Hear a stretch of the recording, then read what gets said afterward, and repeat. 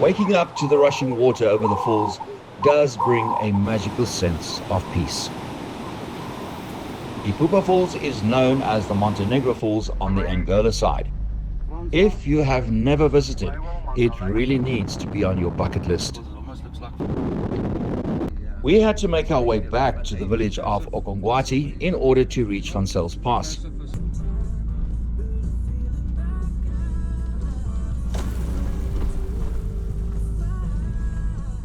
A lesson learned a long time ago: when traveling in Africa, if there is fuel, fill up, whether you need it or not. Okongwati has an emergency fuel supply. How reliable it is, no one will know.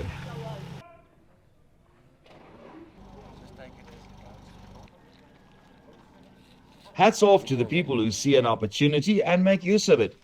This lady certainly made a pretty penny that morning. Gustav. Hoe skoon is die diesel? Ja, daar's geen manier om te weet nie. Maar it's like a parachute. When you need it, you've got it. And when you need it and it's not there, you've got a problem. So I'd rather have something and not need it than need it and not have it. So whatever you pay, I paid 1,370 Rand for 40 litres of petrol. So it's like a good brand here. It doesn't matter how much it costs, it's still a bargain.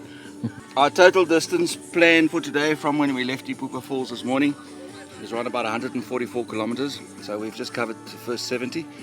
The next 70 kilometers is going to keep us busy the whole day. There's no doubt about it. We don't know what to expect. Van Zyls Pass itself is not the issue. It's getting to Van Zyls Pass is the real challenge. So it's going to be an interesting day. So yeah, 70 k's. We'll be lucky if we get to camp by 4 o'clock, 5:30 this afternoon. So it's going to be a long day in the saddle, but interesting. The drive to reach Van Zyls campsite is, to put it lightly, interesting. Dotted all along the routes, you will find little Himba settlements and encounter the semi-nomadic tribe. There are only an estimated 50,000 of them living primarily in the Kunene region of northern Namibia and southern Angola. They are well known for their distinctive appearance, particularly the ladies, who apply a unique red ochre paste called ochize to the skin and hair for beauty and protection.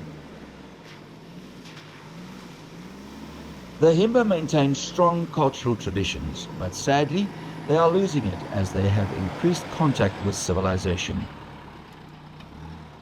Story of the Macalani palms. The Macalani palms are very endemic to this area, Kaokoveld, or the Kunene region as it's called nowadays. But the local Himbas have resorted to making palm wine from the Macalanis. And unfortunately, the process, when they do that, it kills the tree. So they climb the tree with a bucket and a hollow pipe, and they knock the pipe into the core, and it drains all the fluid that's in the palm tree itself, gets drained into the bucket, and they use that to make the palm wine. I'm not too sure of the exact process that they use. So you start seeing more and more for dead palm trees because of that. Sad, actually, very sad. But I guess that's lush.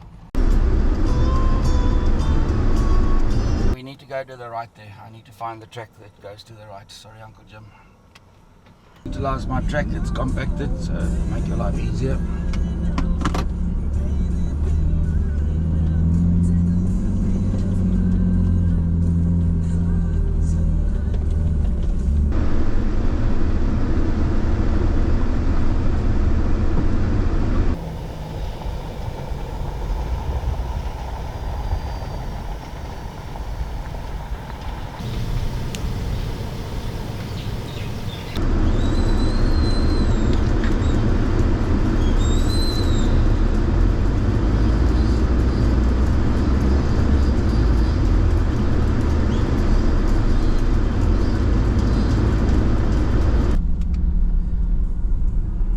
Okay guys, I'm going to take a break here, just like a 10-15 minutes. Overlanding has a very unique way of bringing people together.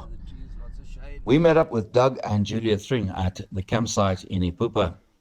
They were traveling solo and wanted to try Van Zels Pass, but were apprehensive of doing it on their own. So we invited them to join us. Doug knew and understood his Land Rover Discovery. With their little trailer in tow, they unfortunately were the first victims of the harsh territory, and the brackets of their awning decided to give up the ghost. It was a team effort to assist them. Yeah, boy.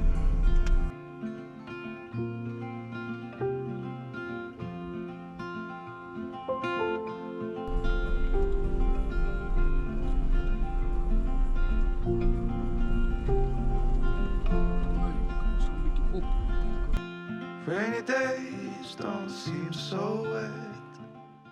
The rains had transformed this normally barren landscape. From the moment that we met, you were worth the wait. Oh, this could be the best thing that I'll ever know.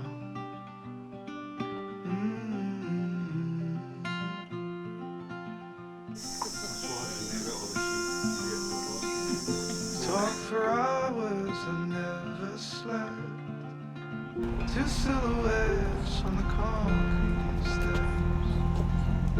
You watch the sun as it slowly crept from the horizon. As I said in the beginning, getting to Van Zels Pass is the real challenge.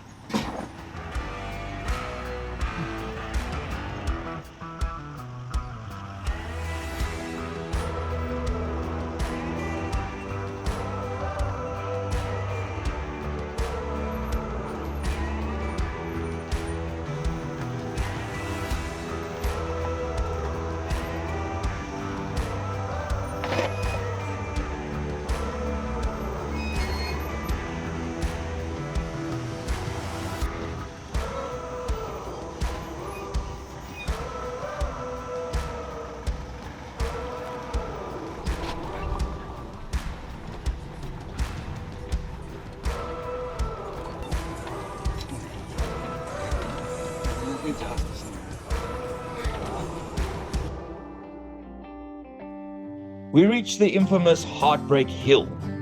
This is a notoriously difficult off-road obstacle on the D3707 road, if you can call it a road, leading to Van Zels Pass. It's a steep 440-meter boulder field known for braking vehicles and is a significant challenge. We all managed to complete it in one piece.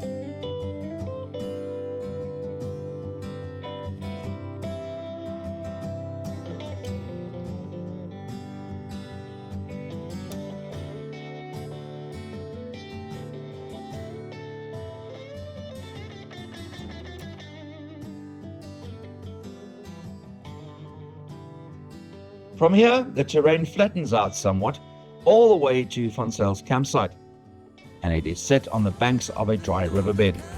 This is one of the most magical campsites you can camp at.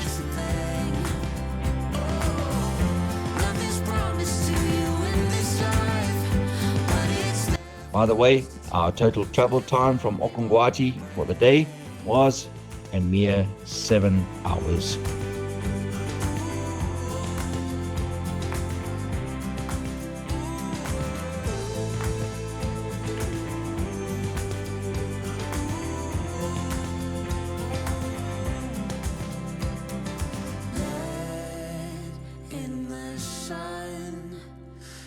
Guys, you're going to arrive at a sign that says Van Zels Pass campsite. I'm going to turn right here. Don't follow the tracks that are going to the left.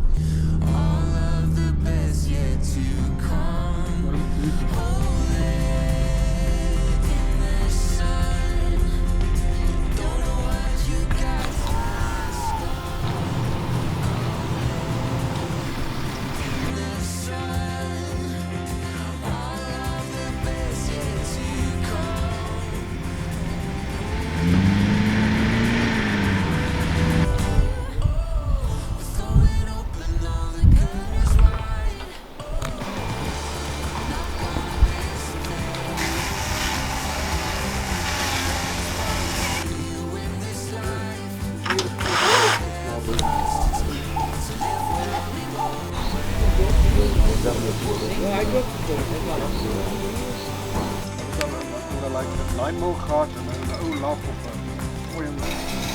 Wat is dat? Capital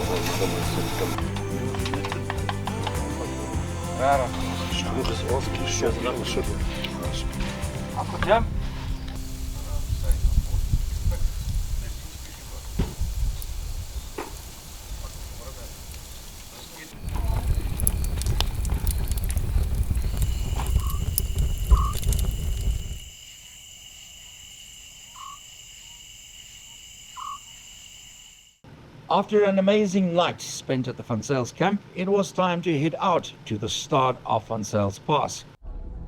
Up until now, we have had a trouble-free drive, but that was about to change.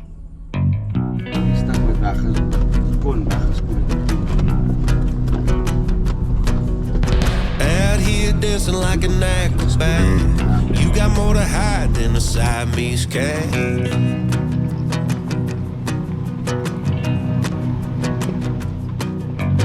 Cold little labor chasing after you.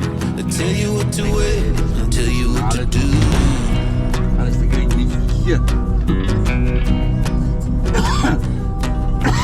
Out there living by an old salt mine. You wonder all the way and wonder all the time.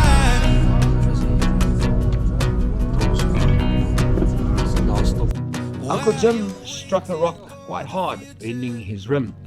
Fortunately for him, it's a steel rim, so a rough bush fix was done. For an adventure like this, the correct equipment and technical know-how is extremely important.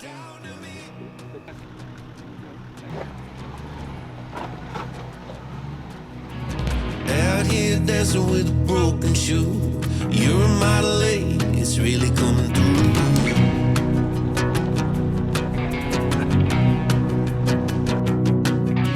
You keep tripping over me. I'm falling so fast I can hardly even see. Soon it was Francois and the Hilux's turn. Also suffered a puncture.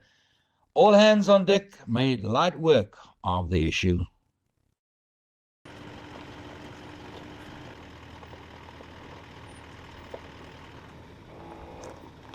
The actual start of Van Zyls Pass is indicated by a pile of rocks. Travelers leave their names on a rock and add it to the pile.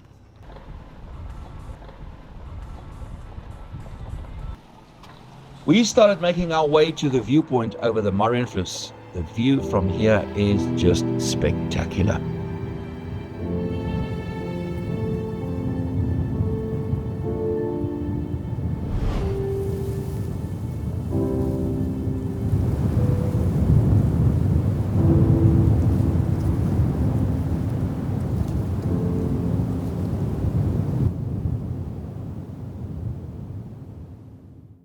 Park here where I am. Please park as close as possible to me.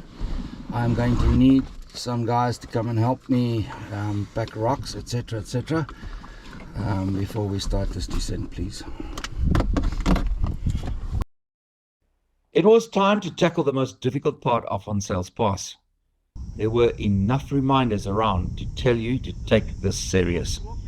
You get this one wrong, it is literally downhill all the way.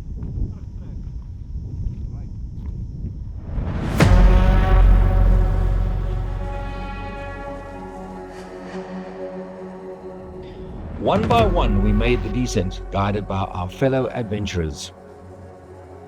This reminds you of the golden rule of off-roading. As slow as possible and as fast as is necessary.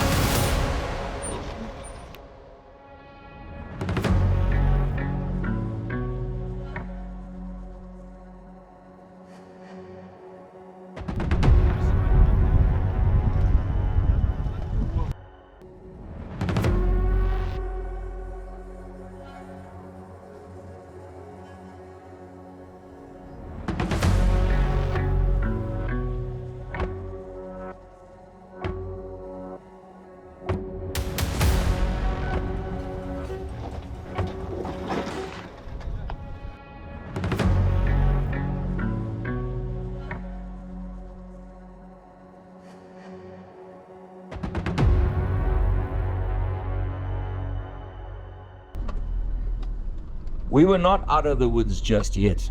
A few minor obstacles awaited us before we started crossing the Marienfluss.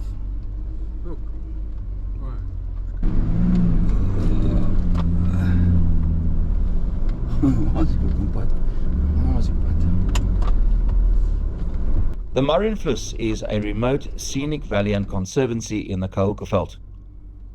It is known for its dramatic sweeping grasslands and dramatic mountains. Situated near the Angolan border and the Skeleton Coast, the valley is a vital habitat for desert-adapted wildlife. The valley is famous for its thousands of fairy circles. Please note that there is an unwritten rule: no camping in the Marienfluss.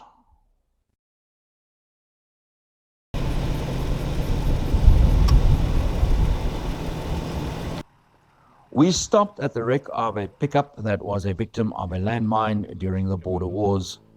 One can only imagine the force of the explosion.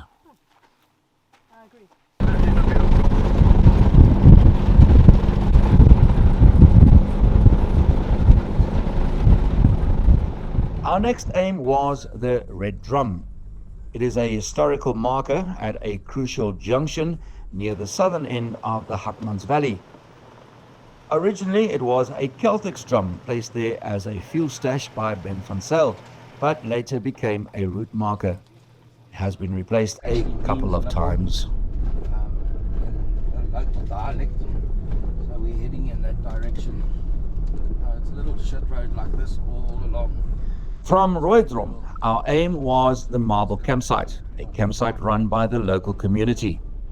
It offers decent amenities. It seems to be better managed, as in the past they have had issues.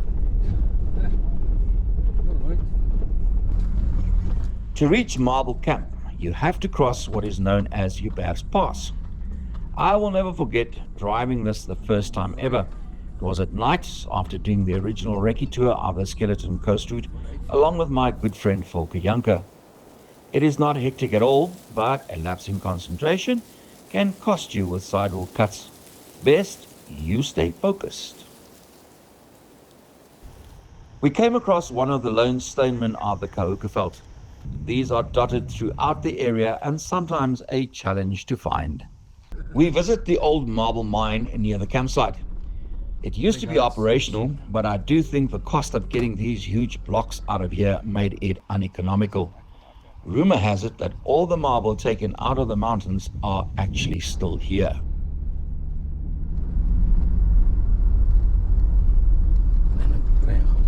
It was with a sense of relief as well as accomplishment that we arrived at the campsite. Everyone soon settled in and got comfortable. With plenty of time on our hands, we attempted to repair Francois' tire. But alas, in spite of our best efforts and every trick in the book, we had to give up. This is the reason that most people attempt this route with two spare wheels. Dis hoe jy wist? Daar's die bus. Ja, ons is nou hier. Ja. Hier was dit. Ja. We have come to the end of an extremely adventurous and exciting day. Time to relax and take it all in.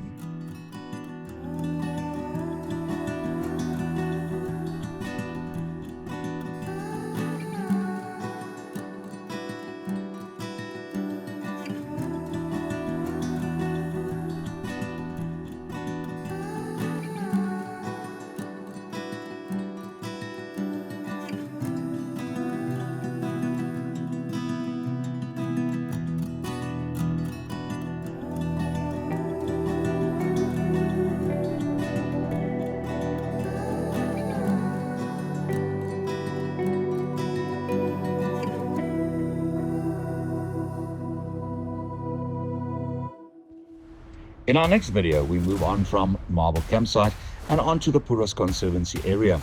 Here we spend some time on the Horisip River before moving on to the Wannap River and having a wonderful, magical wild camping spot.